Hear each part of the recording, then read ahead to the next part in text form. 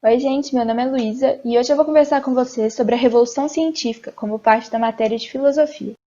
Primeiramente, para falar da Revolução Científica, é muito importante falar do contexto histórico em que ela está inserida, que é o do fim da Idade Média e início da Idade Moderna, um contexto que foi marcado pela decadência do feudalismo, que tinha sido o sistema que vigorou durante a Idade Média em quase toda a Europa, e também, consequentemente, pela diminuição do poder da Igreja, porque a Igreja, durante a Idade Média, ela tinha influência em diversas áreas, por exemplo, a arte, a ciência, ela tinha uma influência ativa nessas áreas.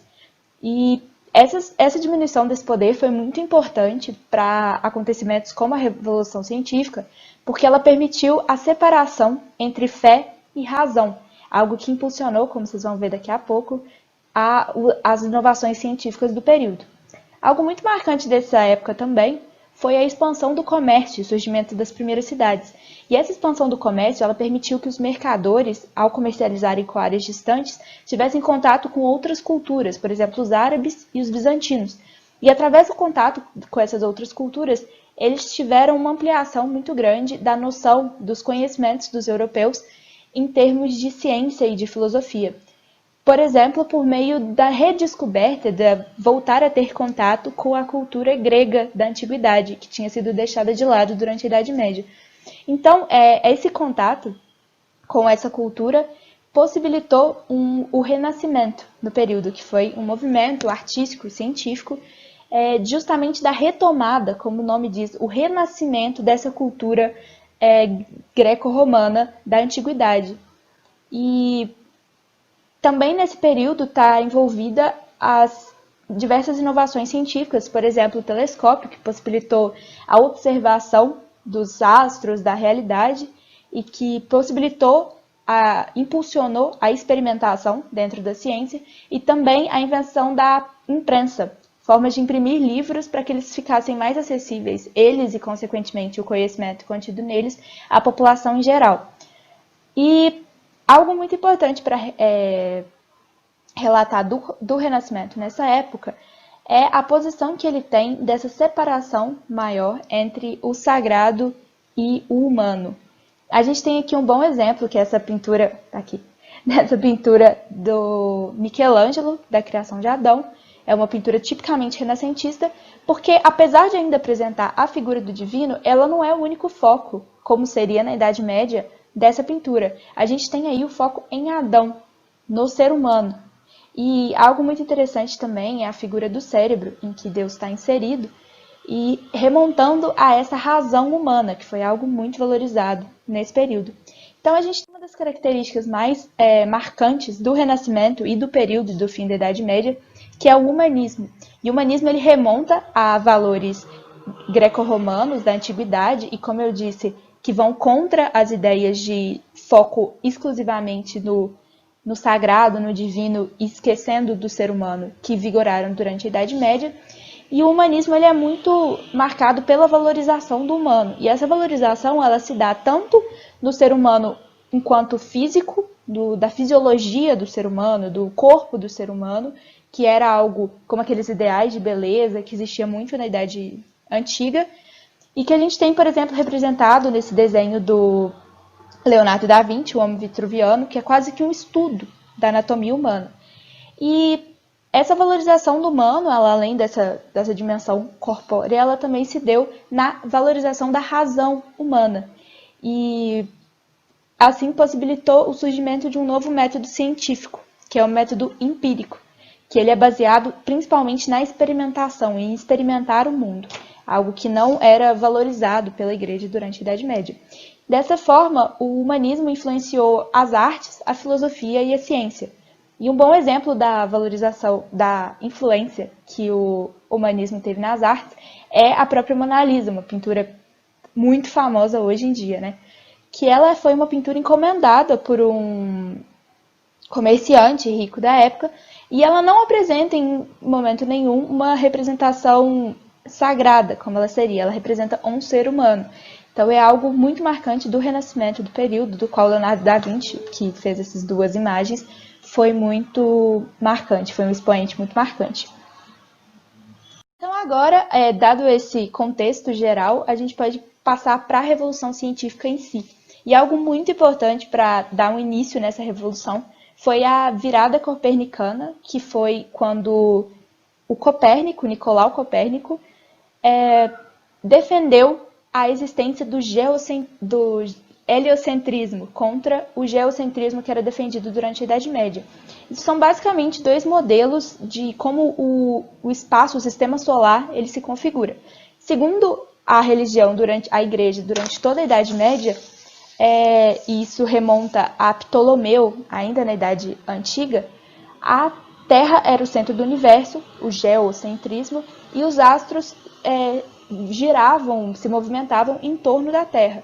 Mas o que Copérnico propunha, e por isso essa virada indo contra conhecimentos aceitos como certos por muito tempo, era que, na verdade, o Sol era o centro do sistema solar e não a Terra. E ele foi muito perseguido por causa dessa defesa na época, porque ele ia justamente contra ideais, dogmas da igreja que tinham sido defendidos por muito tempo. E aqui a gente tem esse diagrama do Copérnico para ilustrar que ele coloca o Sol no centro e todos os planetas, inclusive a Terra, girando em torno dele.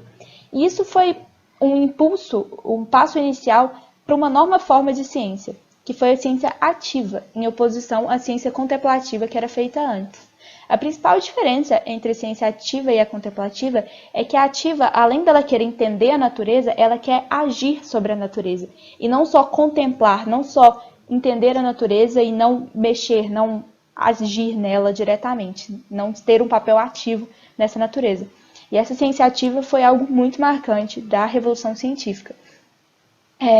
E outro expoente muito importante do período foi o Galileu Galilei, que defendeu justamente a experiência sensível. Ele usou um telescópio, como esse que a gente tem a imagem aí, para poder observar os astros. E através da observação dos astros, ele descobriu que a Terra se movia. Além de estar em volta do Sol, ela se movia. E ele também foi muito perseguido por essa opinião, por essa descoberta, justamente porque ele estava valorizando a experiência sensível para além de apenas aquilo que era postulado como certo. E então, isso também é algo muito marcante dessa ciência ativa, a experimentação, a observação do mundo e a experimentação para poder mudar essa natureza. Então, agora, tendo em vista o que foi a Revolução Científica, a gente vai falar sobre alguns filósofos que estão inseridos nesse contexto. E no contexto também dessa separação maior entre fé e razão e das novas formas de filosofia que iam se desenvolver. O primeiro deles é o Francis Bacon, que nasceu em Londres em 1561 e morreu em 1626. Ele começou, uma curiosidade sobre ele é que ele começou a vida na carreira política, mas ele largou por uns problemas que ele teve e acabou se dedicando à filosofia.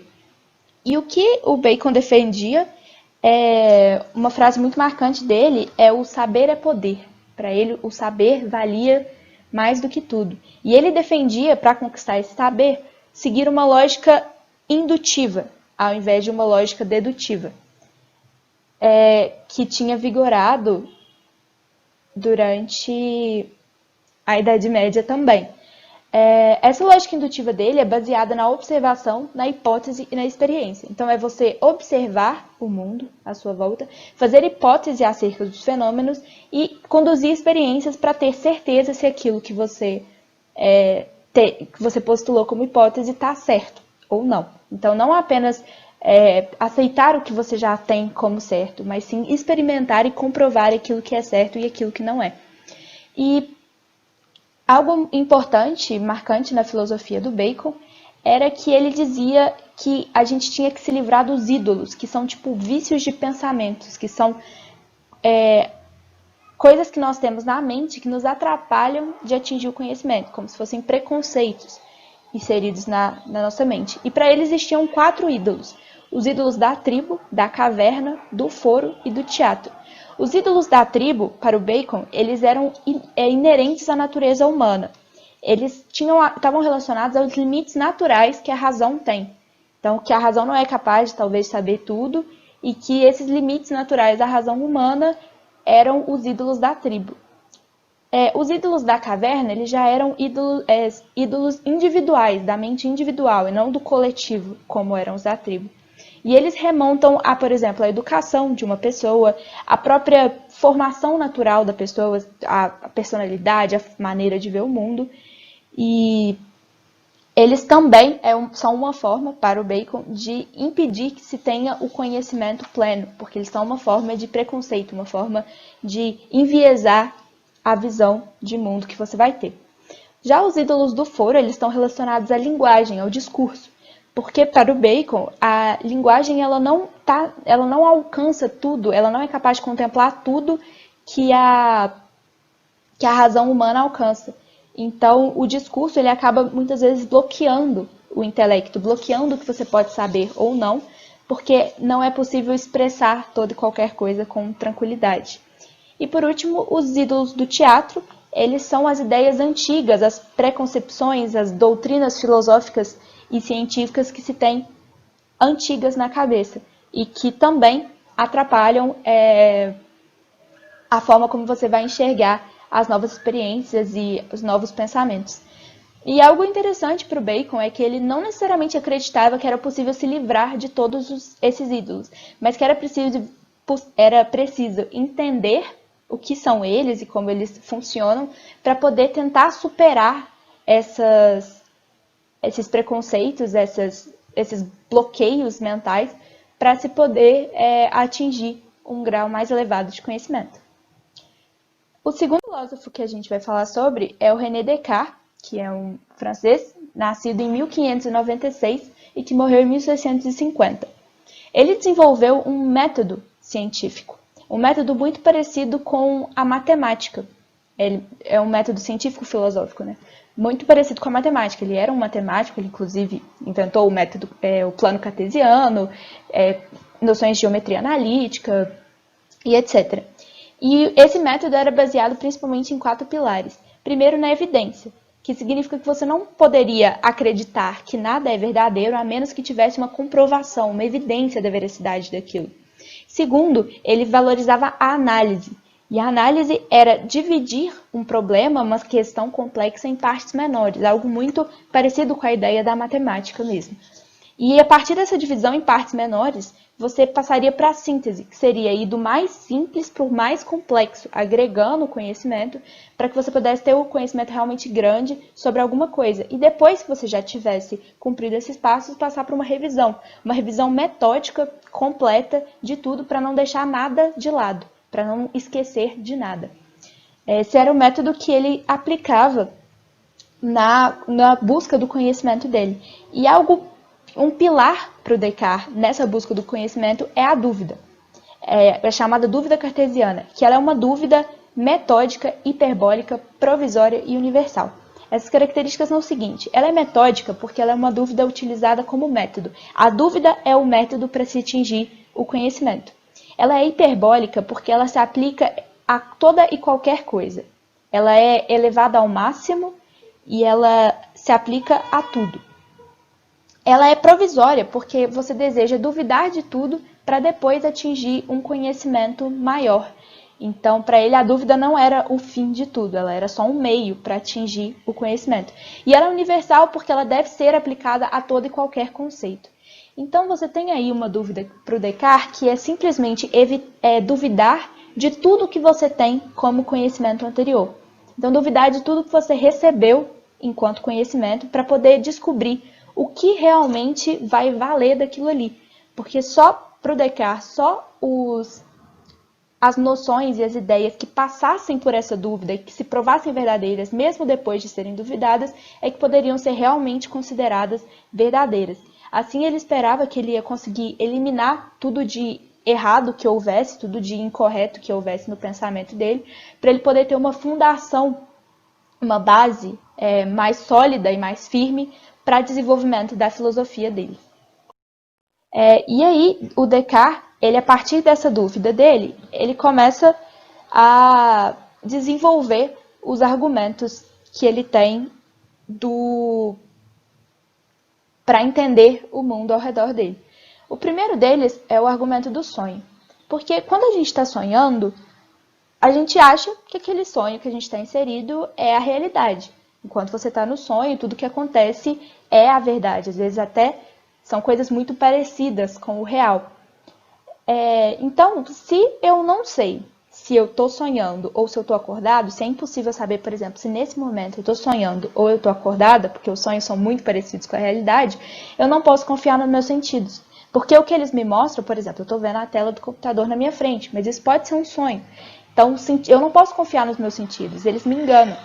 E, inclusive, você, por exemplo, não pode confiar nos seus sentidos porque você já deve ter, por exemplo, escutado alguém te chamar e quando você vai ver, ninguém te chamou. Isso são os sentidos te enganando e por isso você não pode confiar neles, segundo Descartes. Mas tem uma coisa que ela persiste mesmo durante os sonhos, que é a matemática. Porque mesmo se você está sonhando, 1 mais 1 é 2 e 2 mais 2 é 4, independente de você estar acordado ou não. Mas aí entra uma outra questão para o Descartes, que é a questão do gênio maligno.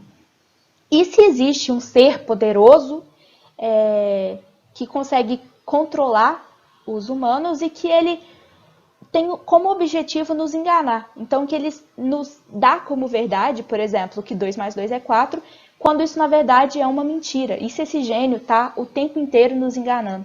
Como é que eu posso saber que mesmo a matemática seja verdadeira se pode ter esse gênio mau, esse Deus enganador me enganando?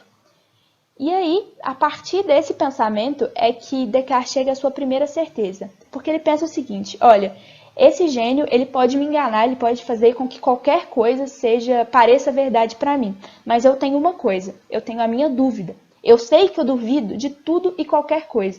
E se eu sei que eu estou duvidando, eu sei que eu estou pensando.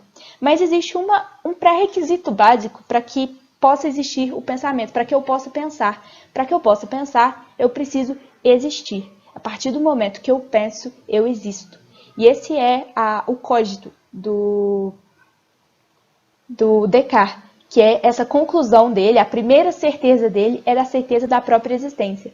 Porque se ele pensa, ele existe. E a partir dessa certeza da existência dele, ele vai ter acesso às ideias dele. E uma dessas ideias é a ideia da perfeição. Porque o ser humano ele não é um ser perfeito. Mas para eu ter ideia de uma perfeição, sendo que eu nunca experimentei a perfeição, essa ideia já deveria estar na minha cabeça antes. Ela já está na minha cabeça antes de eu partir para qualquer experimentação, que a gente chama de uma ideia inata, que nasceu comigo. Mas para essa ideia existir, essa ideia inata existir, eu preciso que um ser perfeito, que conheça a ideia de perfeição, tenha me dado essa noção de perfeição. E a partir daí que Descartes considera provar a existência de Deus. Porque se eu tenho essa ideia de perfeição, deve existir um Deus, um ser perfeito que me proporcionou essa ideia, mesmo que eu nunca tenha experimentado essa ideia. E se esse Deus é perfeito, ele é um Deus bom, porque faz parte, né, de ser perfeito, ter a qualidade de ser bom. E se ele é um Deus bom, ele não tem a intenção de me enganar. Então ele acaba com aquela dúvida sobre o gênio maligno. E a partir daí, a principal conclusão do Descartes é que se pode confiar na razão. O que é racional é real. O que a minha razão consegue entender é algo que existe. E por causa disso, Descartes é considerado um filósofo racionalista, um filósofo que não confia nos sentidos, porque ele acredita que os sentidos enganam, mas que confia na razão. E essa forma de pensar do Descartes, ela se opõe a esse próximo filósofo que nós vamos falar sobre, que é o David Hume, um filósofo que nasceu em Edimburgo, na Escócia, em 1711 e morreu em 1776. O David Hume, ao contrário de Descartes, ele não é racionalista, ele é empirista. E sendo empirista, ele acredita que não há ideias inatas, não existem ideias que nasceram comigo, porque tudo que eu conheço depende de uma experiência, tudo que eu conheço depende de eu ter visto, de eu ter sentido, de eu ter tido uma experiência com aquilo em algum momento. Então ele é um empirista porque ele valoriza essa experiência empírica. E para o Hume só existem duas coisas na nossa mente, que são as impressões e as ideias. As impressões são aquilo que é gerado diretamente pela experiência. Então, por exemplo, se eu vejo o céu, eu tenho aquela impressão do céu. E a partir daí, as ideias elas vão vir diretamente da impressão. Então, por exemplo, eu vi o céu, eu tive essa impressão do céu, e a partir daí eu vou me lembrar de como é um céu, porque eu tive a experiência dele. Então, algo importante para o Hume é justamente que as impressões elas são muito mais vivas do que as ideias. As ideias são muito mais fracas. E um outro exemplo, por exemplo, que dá para usar é a noção de ter enfiado o dedo na tomada e tomado um choque. A primeira vez que eu fiz isso, eu tive uma impressão muito viva de tomar o choque, algo muito claro para minha mente. E a partir daí, eu nunca mais vou colocar o dedo na tomada, porque eu vou ter sempre a ideia daquele choque. Mas ela não é uma coisa tão viva, uma coisa tão sensível quanto a impressão que eu tive primeiramente. Então, essas são as diferenças entre as impressões e as ideias para o Hume. Mas as ideias para ele, elas podem ser tanto simples quanto complexas, sendo que as ideias complexas são aquelas que a gente forma a partir da junção de várias ideias simples. Então, por exemplo, um Pegasus, o cavalo com asas. Eu nunca vi um cavalo com asas, mas eu consigo ter a ideia do que ele é, porque eu já vi um cavalo e eu já vi as asas. Então, assim, você forma ideias complexas que às vezes não são nem mesmo verdadeiras, porque elas não partem diretamente da experiência, como as ideias que vêm diretamente das impressões. E para juntar essas ideias, para ligar uma ideia à outra, ele acredita que existam 3 princípios associativos, que é o princípio da contiguidade, que são quando duas ideias elas aparecem continuamente perto no espaço. Então, como se eu falar quase como que, assim, usando o exemplo do cotidiano, uma dupla sertaneja. Se você falar o Chitãozinho e o Chororó, quando você fala Chitãozinho, você já lembra do Chororó, porque são duas ideias que estão sempre próximas no espaço e no tempo, elas estão sempre muito ligadas. Então você acaba associando essas duas ideias automaticamente na sua cabeça. E outra coisa outro princípio para ele é a semelhança, são quando duas ideias são muito parecidas. Então, quando, por exemplo, eu vejo uma maçã vermelha e eu lembro de uma maçã verde, porque são coisas muito semelhantes e que então eu vou ligar uma a outra na minha cabeça. E o terceiro princípio associativo para o David Hume é o de causa e efeito. E um exemplo que ele usa é o exemplo do bilhar, da sinuca. Você sabe que, por exemplo, se você tem uma bola azul parada e você joga uma bola branca nessa bola azul, quando a bola branca bater na azul, a azul vai começar a se mexer também. E isso é algo que a gente sempre experimenta, que a gente sempre vê, e que a gente, então, a partir daí, chega à conclusão de que existe uma relação de causa e efeito. Ah, não, foi a batida da bola branca que fez a azul se mexer. Só que existe uma questão importante para o Hume. Apesar da gente ver as duas bolas colidindo e as duas se mexendo, a gente não vê a relação de causa, a gente não experimenta a causa. Você não consegue ver, ali tá ali passando a causa. Ela não é algo experimentável. Então você não pode ter certeza de que existe uma relação de causa. Então por que a gente, mesmo assim, cria essa noção de causa e efeito na nossa cabeça? Por uma questão que ele chama de conexão necessária. Que é justamente vinda do hábito. Porque, por exemplo, quando eu viro um copo cheio de água, eu vejo a água cair no chão. Mas eu não tenho a prova de que por eu virar o copo foi que a água caiu. Isso só sempre acontece um depois do outro. São coisas que elas estão sempre conjuntas, elas são sempre sucessivas. E por elas serem sempre sucessivas, é que eu gero o hábito. E esse hábito faz com que eu acredite, que eu experimento essa noção de causa. Então, para o David Hume, apesar da gente não experimentar essa noção de causa, ela existe por meio do hábito, de a gente sempre ver essa conexão entre duas coisas que acontecem sucessivamente. E essa é a forma pela qual as ideias, a forma como o pensamento se desenvolve na nossa mente pelo Hume. Sendo importante ressaltar de novo que ele tem como base o empirismo, ao invés do racionalismo do Descartes. Então, foi isso por hoje. Eu espero que vocês tenham entendido sobre a Revolução Científica e sobre esses 3 filósofos marcantes nesse período. E qualquer dúvida, estou à disposição. E é isso. Obrigada.